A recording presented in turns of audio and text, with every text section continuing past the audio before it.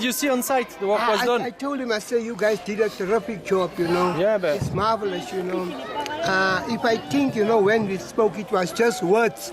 You understand? But if you look at, I told Nicholas, I say, you know, when we had all these ups and downs and people trying to disappoint us and discourage us, I said, Nicholas, you know, sometimes what we speak, you understand, in practical terms, is not the same.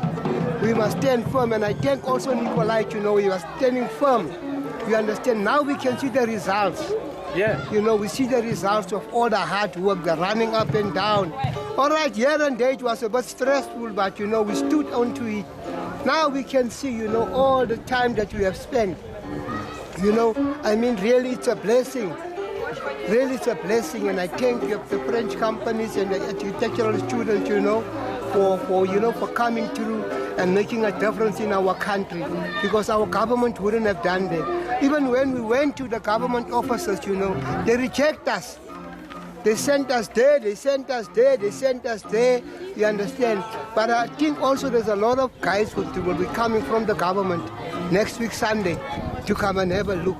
And, you know, and one of the things I know about our government, once they see something has happened, then they come.